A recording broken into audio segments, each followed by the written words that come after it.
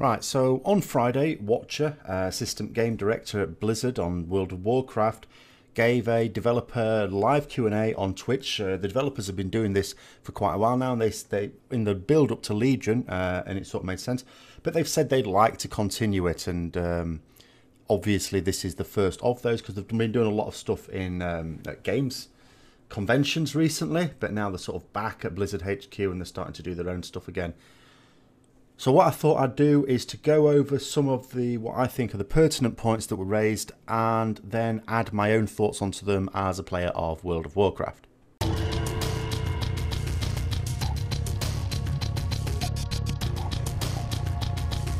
So the first thing to note is that I sort of thought there might be some new information. I'm not saying that I thought there should have been new information or that they suggested there would be new information, because of course they absolutely did not.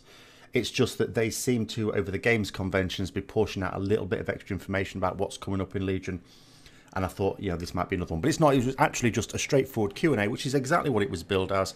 Now, I'm going to go through the points in, not necessarily in the order that he went through on the stream, but in the order that I think it might make sense to talk about them. And the first one is on how they're going to pace patches throughout Legion. Now, this is something for which they have, in my opinion, quite reasonably come under fire for quite a lot of expansions.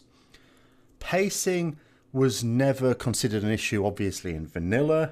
I mean, they were just throwing stuff out as like, oh my god, oh, loads of people are buying the game. Oh my god, we've got millions of subscribers. Keep throwing things out, keep throwing things out. Burning Crusade was a lot more structured, but still no one's going to say that the pacing wasn't good. In fact, for the vast majority of even good raiders, the next tier of raid content was out before you'd finished the previous one, or it was pretty close. In fact, I remember with Sunwell, it was a close run thing. I think we just about got Illidan down when that came out. It was really, it knitted together extremely well for me personally. For a lot of other people, you know, they'd have done it in advance. For many, many more people, they'd have still been doing Black Temple when Sunwell came out.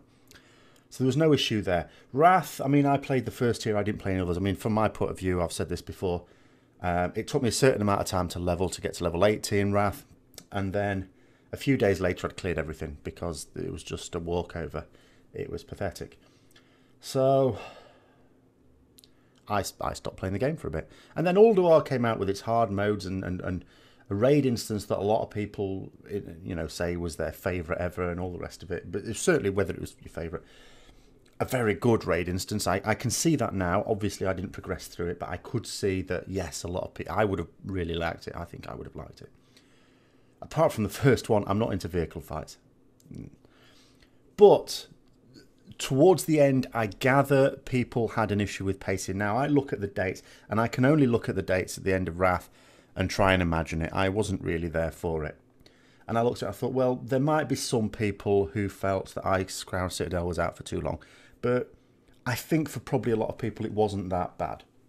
What was definitely very bad was in Cataclysm, Dragon Soul being the last one, which wasn't an instance that you would think would have taken as long as Crown Citadel and was out for a long time, perhaps even a bit longer. So that last tier was out for too long. I can't talk about the pacing in the rest of Cataclysm. I only really came back for Dragon Soul. Mop, definitely I can talk about pacing. It was too much at the start. They brought raids out sooner than they had to. When they brought those few raids, each raid I would say they brought out more quickly than they absolutely needed to. Now, of course, those who are on the very high-end progress will say that they were waiting around for it. Of course, yes. But in terms of like most even serious raiders, a lot of them, you know, it was like straight from one to the other fairly quickly. But the big thing was, of course, you had only 3 raid tiers, which meant you had that like year-long wait for Wolves of Draenor to come out. So you can say on the one hand, you know, the pacing was maybe a bit too quick. On the other hand, maybe actually what they should have just had was 4 raid tiers like they had in previous expansions, or in the first few expansions, should we say, to fill up the time. Maybe it was just not the pacing that was the issue. just the fact there weren't enough raid tiers.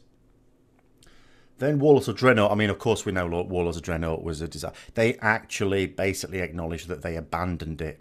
At a certain point, I don't know what the internal discussions were.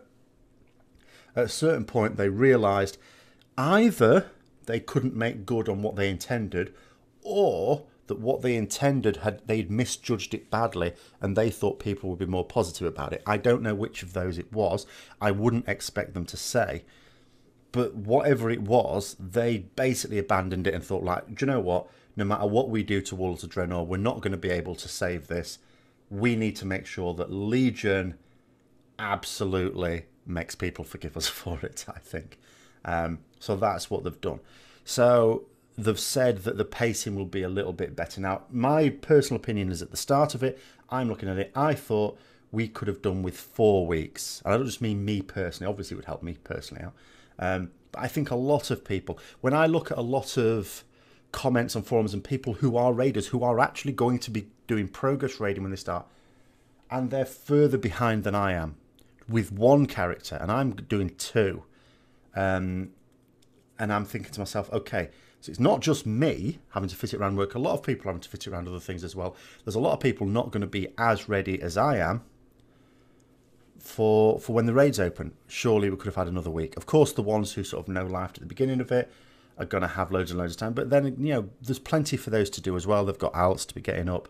They'll probably do multiple outs. And I don't think too many people would have complained if there were 4 weeks before the raid rather than 3. But they've gone for 3. Okay, that's fine. And some people like that as well. Okay. So then what they're saying is they're going to leave the first raid tier a little bit longer than they did for High Maul, because the content from raid point of view, WoD and Legion, does follow a very similar pattern, except there is going to be that extra raid tier. There is going to be an extra one. So that should be good. So they're going to have Emerald Nightmare out for longer than High Maul was. Good. That is better pacing. They're going to have a small 3-boss raid between that and Nighthold. Okay, good, yeah. Because that is a good thing, because what it allows for, I think, is those who will have finished Emerald Nightmare and are basically farming it, you have a little bit of content before Nighthold comes out. Those who haven't, just keep focusing on whatever your progress is on Emerald Nightmare. Maybe do this new raid instance, which is called Valor something. It's something to do with Odin. I can't remember what it's called now. Trials of Valor, that's it. Just do that on maybe an easier difficulty mode than you'd maybe be normally used to. Don't go rushing at it for doing the highest mode. Keep focusing on Emerald Nightmare. And it should be good for both, and it should suit everyone. And then when Nighthold comes in, everyone's sort of ready for it. Yes, this is a good time for it to come out. Hopefully that's the way it's going to be. Obviously, we don't know about the pacing after that, because we're not 100% sure what is coming after it. They have talked about, and I suppose it's obvious, there's going to be a raid based around the Tomb of Sargeras. Whether that's going to be the second raid tier after Nighthold, or whether this is intended for the third one, I don't know. I'm thinking probably, it could be either. You could think to yourself, okay, well, surely the Tomb of Sargeras is like the end of Legion, so it would be the third one, wouldn't it? But they haven't always done it like that. Like Black Temple was the culmination of the story in Burning Crusade, but it wasn't the final raid instance. That was Sunwell Plateau, which was a raid thing that led in. It was based on Burning Crusade. It sort of had that there, but it was also leading in to the story of Wrath of the Lich King with the Blue Dragonfly, and that could be quite good. So they could do the Tomb of Sargeras as the second raid tier, as like, what would that be, tier 20, I think, and then for the third raid tier of Legion, they could have one that bridges the gap. It's sort of a little bit based on that, and it's a little bit based on what's coming. So they could go either way. But they also said that there's... What makes me wonder if it is even a full raid tier, this Tomb of Sargeras thing, or maybe it's a small one, again, just like this Trials of Valor, because they said there's probably going to be a tier set that goes with it. Probably. And again, what does that mean? Does that mean they're not sure? They haven't really planned it out yet? Or does it mean of course they've planned it out yet, but they've got different things they could do with it, and they could easily pull something or change something. They're being flexible with it, which actually would be a good thing, because probably what they suffered from in WoD is just thinking, okay, we'll do this because people love it, and they've actually gone, oh, do you know what? Actually, no, we don't necessarily always know what people want. So we'll be flexible, we'll play it by ear, we'll see what people respond positively to and do more of that. We'll see what people behave negatively to and maybe scale back on that. That would obviously be a good way to go forward. They've also talked about, in terms of patches, not necessarily every patch being a major amount of new content. They might have to do smaller patches. Now, this happened in vanilla a lot. There were a lot of patches in vanilla, and they didn't all bring, of course, new dungeons, raids, and so on. But recently we have been used to the idea that when a new patch comes out, that we expect new content, new dungeons or new raids, or preferably both. But we haven't had that. So they will have to be a little bit careful over how they present it. I think they know that, because obviously if they say, oh, the next patch like 7.2 or whatever, and all it is like a little bit of stuff, then you draw parallels with the selfie camera patch of WoD. So they'll obviously not want to fall into that trap. So we'll just have to see on that. Obviously the way they're talking about that is very much in the air at the moment. And maybe that's what's still being discussed, how they present it, because what they don't want to do is have a patch and everyone looks, oh my god, oh right, yeah, you had a load of content at the start of Legion, but this is what it's really going to be like, isn't it? We're not actually going to get anything for the rest. They don't want any of that negative sort of press going around it. Obviously they've kept emphasizing the fact that actually this time it will be working, it will go well. They've acknowledged the fact that they've said this before, but yeah, this time we really mean it. And it sounds silly to say I believe them, but my reasoning for this is the problems of the past have been caused entirely by this notion that you can bring expansions out more quickly. Now, it's not that it's physically impossible to, because other MMOs do it, but other MMOs do it without proper testing, and they're crap.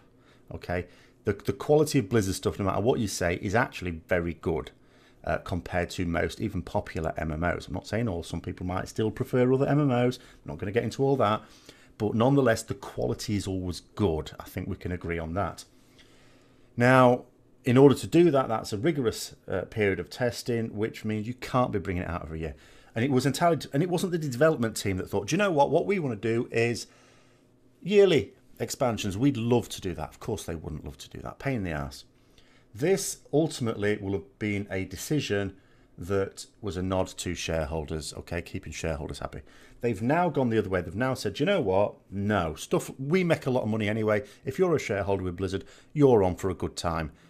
We're going to come up with a quality product. That way you're in for a good time with your Blizzard shares for many years to come, because ultimately a company that is well respected in the industry and well respected by its customers will carry on doing well for longer. That's obviously what they've done, and for that reason I think it will be better in Legion. I think it actually will be really good, and for the following expansion, when it's sort of properly bedded in this, we should be in for a really amazing time. And I think we're in for a pretty good time in Legion. I have very high hopes of that. They also talked about the companion app, the mobile phone app. I sort of talked about this, and the WoW Flash, I've talked about it a couple of times this week. It is really, really good. I think it's amazing. I get up in the morning, I quick scan if there's any sort of missions, sort that out. There is only one little glitch that I can see at the moment, and that I have sometimes, it gives you the option to upgrade followers' item level if you've got the items, to do it. And it shows you this in the thing, and it doesn't always work, but you know, that's just a minor little thing.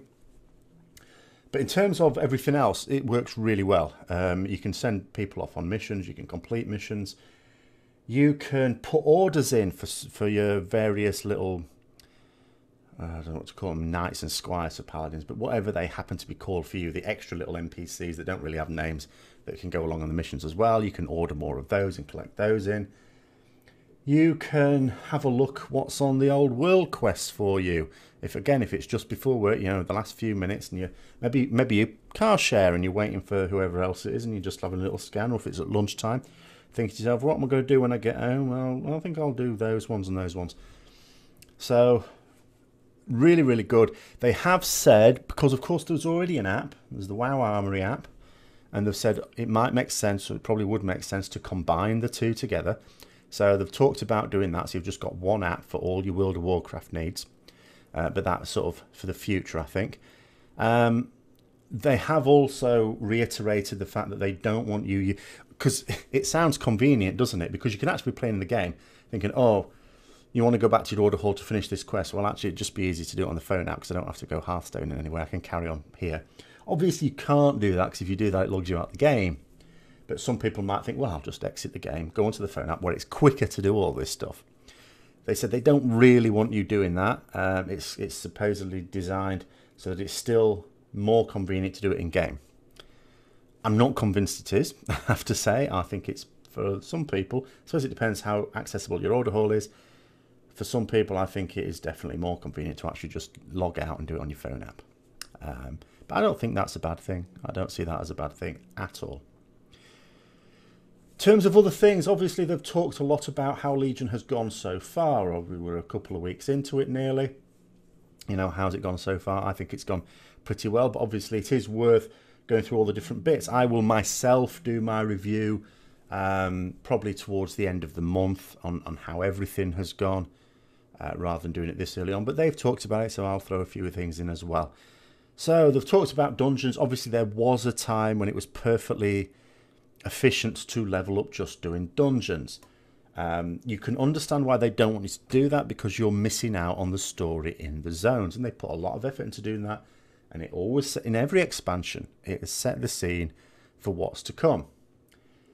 Now that is no longer the case, thankfully, and there's a couple of ways they've sort of got around that. First of all, just by straight up nerfing the amount of experience you get in dungeons.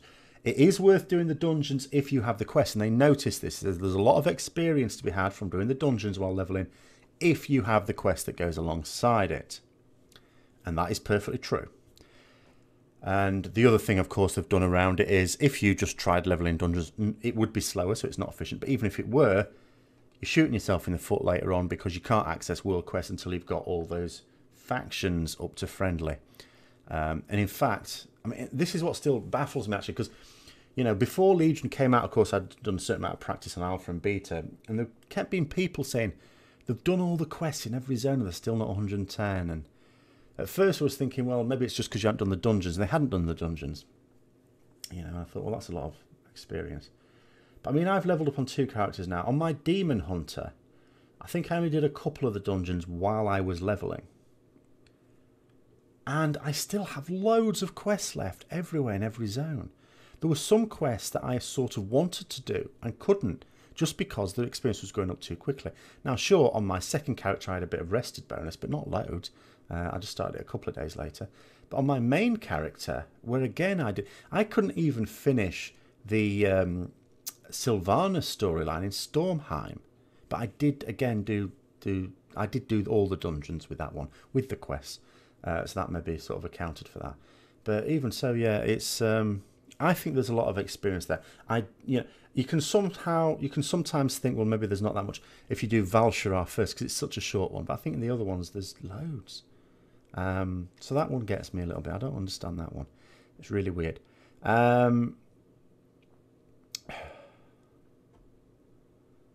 They have talked about with alts later on.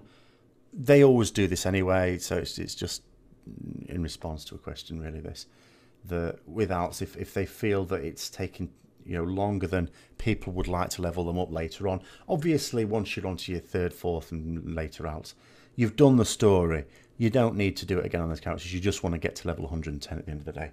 And there's obviously easy ways to do that. They could do what they've done in the past and just, quite frankly, reduce the amount of experience you need for each level.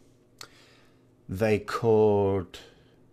I mean, they could just expand the heirlooms again, make heirlooms upgradable up to 110. That's an obvious thing to do. But for later on, not like at the start, not even in the first year, but after that perhaps. And I think you can only do so much, though, because it's not all about getting to 110. You're limited in what you can do at 110 if you don't have those factions. So you still need to do some core parts of the storyline in each of the zones. But maybe they could speed it up a little bit. I would say heirlooms would be the best way to go with that. Now, in terms of dungeons, again, related to dungeons, mythic dungeons this time, they've talked about, you know, different classes in them. What they said was before Legion launched, trying to placate melee, because, I mean, I did a video on the pressure of melee in raids now that we have. I mean, melee is always a bit dicey. No one ever says, oh, do you know what, I wish we had more melee in this roster. And yet, most classes are melee classes, and every single new class, every single one that has been introduced since the game launched, has a melee DPS spec or more and no range DPS spec. So the melee balance, which was the balance was already sort of, I would say, reasonable in vanilla. It occurred to me that it was a reasonable balance in vanilla. Now, you could argue that part of the reason it was reasonable was because not many paladins were DPS, a lot more healed. And the same with druids. They were if they were not going to heal, they were much more likely to do off-tanking than actual straight-out DPS. But obviously, over time, that balance has shifted far more to there being lots of melee. Now, what they've said was, what they tried to do to placate it is say, well, actually, do you know what? Melee are really strong in dungeons and, you know, yada, yada, yada. Because, you know, when you're on the move and, you know, it's benefit. Absolute crap. No one believed it. And now that people have experienced, I don't think anyone believes it now. It's not bad being melee. But there are certain things. I mean, the first time I did a full Mythic run, Mythic Dungeons run, I did a couple like the day before, and then a full Mythic Dungeon run in a guild group. First of all, I was only taken because there was literally no one else who wanted to go. No one else online. You know, it was me or nothing. I was considered marginally better than nothing. My gear was well behind it. Well, it was still plenty good enough for Mythics, but it was way behind everyone else. And didn't even have my third relic slot on my weapon. But we were 3 melee. And there were times when it was... Okay, it wasn't actually a major problem for us because guild group, you know, with experienced PvE players, we sort of went through it with barely, like, any real trouble. But it was still more trouble than it needed to be just because of the absence of a range. Just one range character in there could have helped in various situations. So just to say straight up, but, you know, and it's one of these things where, let's say you've got, you know, so 3 melee, people aren't going to really like that. If you had 3 ranged in a group, would people be thinking, well, we could do with a melee at least? No, not really. Not really. The main advantage melee bring is not this being able to move and attack at the same time, which you don't need to do that much. You're not swinging things around all over the place in Mythic Dungeons. The main advantage, you've got your shorter cooldown interrupts for when things need interrupting. That's your best advantage. That's where you should be okay if you could coordinate your interrupts even better. That's pretty much it, and that's the same in raids. That's what you bring melee for in raids, for interrupt rotations. But you know, there we go. So what they've said is that multi-dotting specifically they were talking about is something that's really good. It's like, okay, well, if you're a class that multi-dots, actually you're really good in dungeons because sometimes the trash is all spread out. Very rarely is, very rarely indeed, because obviously you will endeavour at all times to have it as close together as possible so that all these melee that are in it can cleave, or indeed anyone else who wants to cleave. So yeah, I won't go too much with that one. In general class issues, when they talked about, I mean, they talked about, well, they had a lot of questions about warlocks specifically. I'm not going to go through any of that because I don't really know a lot about warlocks. You know, they make summon portals, and they used to provide health stones, but then they became weaker than health potions, so, you know, they're not even any good for that anymore. I don't actually know what it's like in Legion. I've made a few health potions, but I don't know what the health stones from warlocks are like, whether they're any better or not. It seems a bit silly not to be better, but there you are. So what they've said is that when raids open up, they will have a lot of data to balance things. So in other words, what will happen is what always happens is if you feel that particular class or spec is weak at the moment, doesn't mean to say it will be weak a couple of weeks later. And if you think you're playing, you know, a class that's, you chose to play like Windwalker or something like that because it's really strong, may not be that strong in a few weeks. Obviously, so they want this. The thing is, what you might argue yourself, well, what were they doing in alpha and beta? Because there was raid testing going on, surely. Yes, there was. The problem is they tend to do most of the raid testing before they even start on class balance, which sounds a bit mad. It sounds a bit mad to me, but obviously there's obviously method in it. But yeah, the situation is they do almost all of the actual raid testing itself, because I think they're doing it from the point of view of bugs on the mechanics rather than, you know, what DPS is required to beat each thing. I think they can work that out themselves, I suspect, is the reason. Class balance happens a long time after raid testing.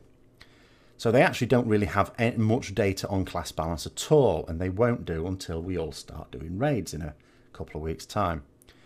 So you can expect after the first week major changes, as there always are, and you can probably expect over the next few weeks even more changes. So we'll just have to see. But yeah, if at the moment you're thinking my spec's a bit weak, or your guild is thinking your spec's a bit weak, doesn't mean to say it will be in a few weeks' time. Unless that weakness comes from the way your class works. They're not going to change that apart from maybe Demon Hunters because it's new. But if it's just in terms of certain abilities not doing the right thing, that's going to change. If you think, oh, I'm sitting pretty because my spec's really strong, yeah, it is now, not necessarily going to be in a few weeks. Okay. And they have talked about the fact that what people most care about when it comes to PvE, in terms of balance, are raids and Mythic Plus. And this is certainly true. Like, Mythic doesn't matter to me. I mean, no one's going to really care that much because you can outgear everything else. You can outgear Heroic Dungeons. You can outgear Mythic Dungeons. I've done both. In fact, I outgear it on a character I haven't even done Mythic Dungeons with on my Demon Hunter, just without even doing them. So they're not a major issue. Obviously, when the more you outgear it, the easier it gets. But once you outgear it, it doesn't really matter whether you've got the strongest combination of characters. You've got a strong enough combination of characters if you're 10 item levels, 20 item levels above what you need to be to do it. Mythic Plus, different, because there is a tangible benefit in doing it more quickly. Because you go up higher, more levels, and as your more levels go up, you get access to better gear. All gets better. Raids, obvious thing as well. Faster progress. So, yes. They have also talked about away from balance mechanical tweaks. Again, I wouldn't put your hopes on them. A lot of people will think that their particular class or spec has particular mechanics that are not a good idea. I think the issue is that if those mechanics have been in since like early alpha and they're still in, what, 3/4 of a year later, Blizzard probably think they're a good idea, so I don't think they're going to change them. And they've also said that if any of these do come in, it won't be a hotfix. Balance can be hotfixed. These won't, although they have said don't expect these things to suddenly appear halfway through a raid or anything like that. But they said in patch 7.1. So if you are pinning any hopes at all on any changes to mechanics to your class or spec, they are not coming before patch 7.1. And patch 7.1 isn't coming out for a little while. Okay. They have sort of addressed separately mobility. A few people have complained about mobility. I think, again, back to Warlocks. Warlocks was sort of one thing, but I think they were a bit hesitant to say there was an issue there. I think they sort of think mobility's okay there. But they did sort of address, finally, I say finally, but for a very long time they were sort of saying that mobility wasn't as big an issue as some people thought. I think they put paid to that with the changes to Retribution, mobility, and come to that Death Knight some time ago before Legion even launched, but they're obviously looking at the whole overview of that. In terms of Suramar, of course, Suramar, this is the first time we have ever had, at launch at any rate, a zone specifically for level cap. Now, you could argue Tanan Jungle was that, but that came much later in the expansion, and let's be honest, Suramar is nothing like Tanan Jungle. There is actually stuff to do in Suramar that is varied. So, and I think where it is, I think they should persist with this. I think maybe where Suramar has sort of suffered in like people's views is it's a zone with quests in it. Now, from a lot of people's point of view, questing is something you do to level. And that's it. So the idea of a zone where you're going actually at level cap to do what you were doing while leveling is a little bit alien to some people. But I think they should push with it. They should persist with it because I think it's a really good idea. Obviously, the main focus is on you get an absolute bucket load of artifact power from it. And you also get a very important rep. The other reps don't care about. Once I've got honoured, once I've got friendly, I can do world quests. Once I've got honoured, I can get access to a couple of nice things like the maps for the treasures and stuff like that if you don't want to use the add-on. After that, I don't give a crap. Yes, eventually I'll get those reps and I'll get access to the professions patterns that you can get with them. Generally speaking, I do not give a monkeys about Valajar rep or Dreamwalkers or even Wardens or anything like that. Don't see the benefit. Nightfallen, tangible benefit. Without your Nightfallen rep, can't get into Archway or Court of Stars. So actively pursuing that. So, yes, there is a lot in there. And as they've noted, the nature of the reputation is not a grind. You get the reputation, there's a few world quests a day, but you don't get the reputation like you did on Throne of Thunder, which generally speaking everyone had a positive experience of, but for grinding the rep you just went out there and found a spot and killed mobs. You found a spot where they respawn fairly quickly and just kill mobs for a few hours. That's a bit crap. There isn't any of that. You don't get rep from killing mobs, you get rep from doing quests and doing the Withered Army training scenario. That's it. And the fact that that's every 3 days as opposed to every day is also really good.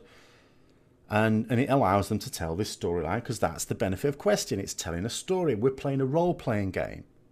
There needs to be a story through it. There needs to be a narrative. And this is allowing for that. Thumbs up from me.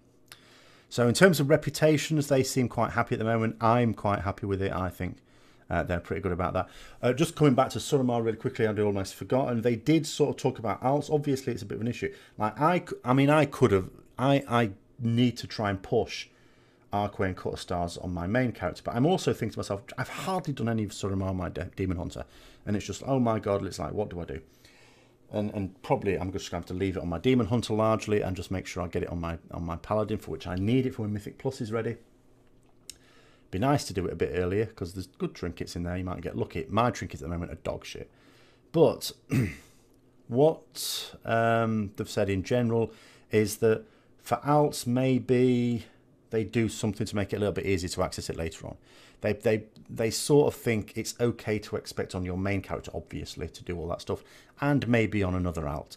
But perhaps if you're doing several alts, they have already said it's going to be alt friendly. Now, I don't believe a word of it. But given that they've said that, they have to sort of...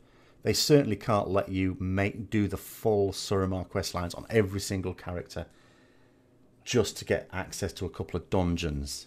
So they're going to talk about unlocking that being different for alts later on.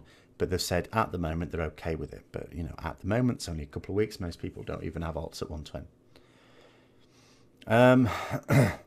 In terms of the quest log limit, I have to talk about this because this is something I got very badly wrong. I was under the strong impression from playing Alpha and Beta that there wasn't one. Not just because they removed the numbers, but I had a feeling I had a lot of quests when I copied my character along from WoD still that I just... Because I got to level cap and didn't do another quest again, but it still had to load in my quest log.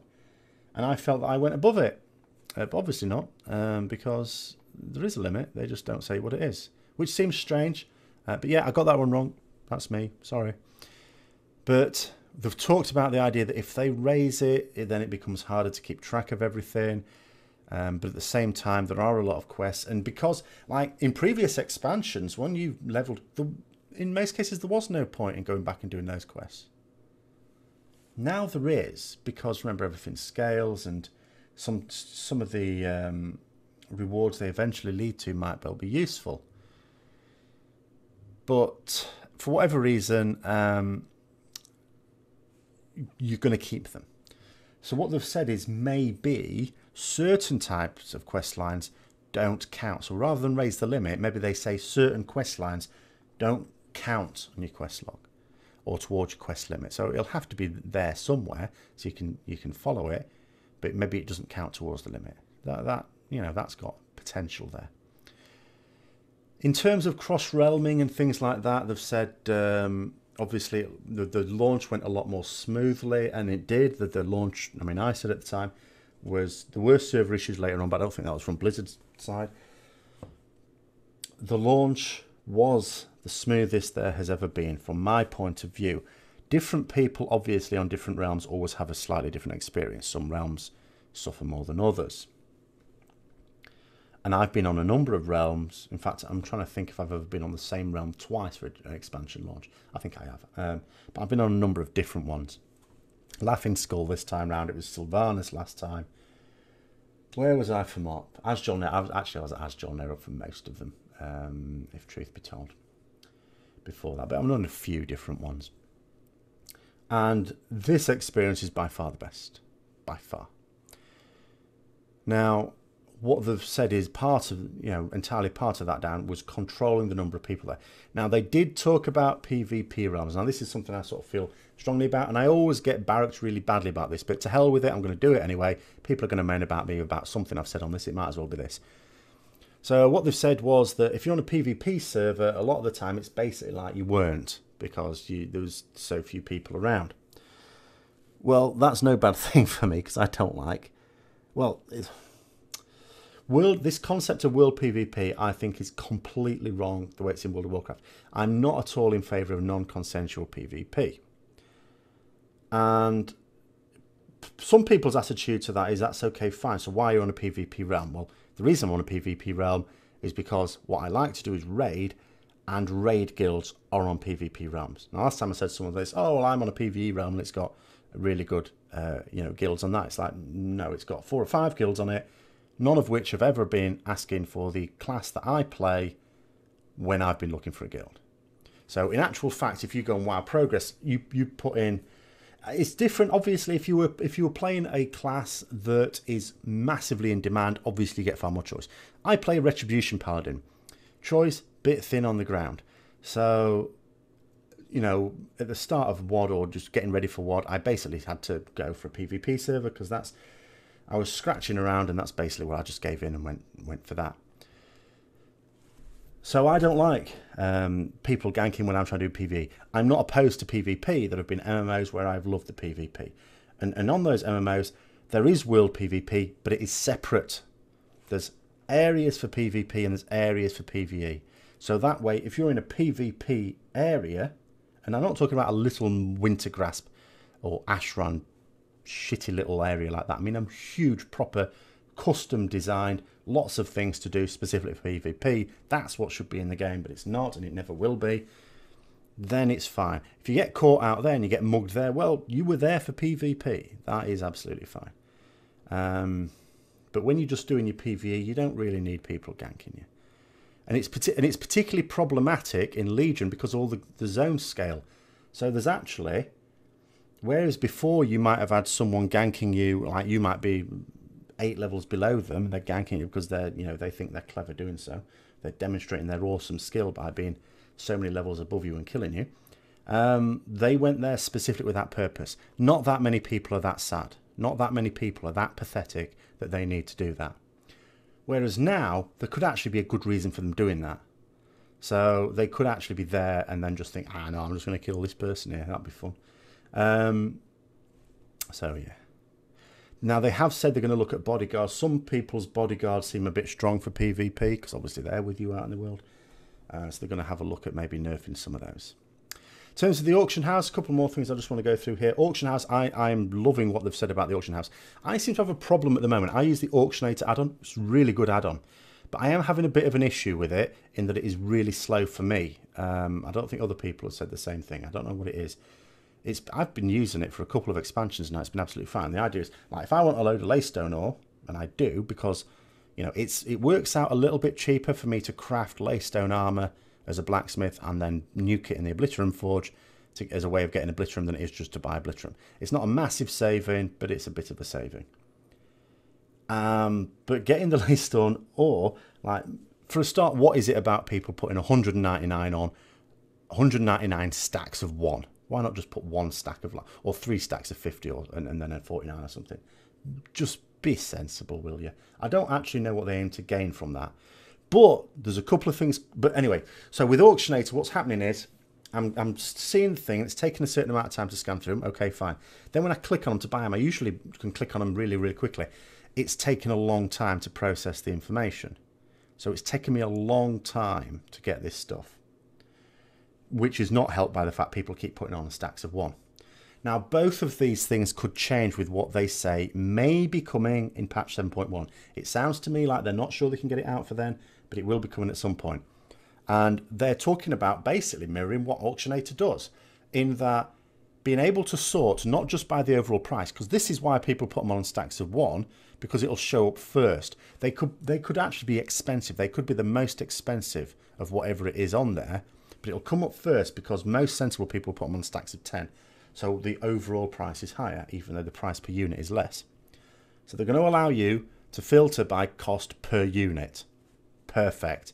1, it stops those people putting it on stacks of 1 because theirs won't come first in the search unless it's the cheapest. 2, it will hopefully mean that I can, you know, it will run quicker because it won't be an add-on, it'll be the game zone system doing it, and I hopefully will just be able to buy materials much more quickly. So that sounds really good. I'm very positive about that one myself. And in general terms, there was a lot of other things they talked about as well, but I would say in general terms, those were the things that I latched onto most. They were the things that I thought, yeah, that's of most interest to me and sort of most relevant to me. As I say, that's based on their assessment of how things are going and their thinking of why they've done certain things. As I say, I will do my own review, but I'm not just going to base it on a couple of weeks because everything so far is going sort of pretty much as I expected.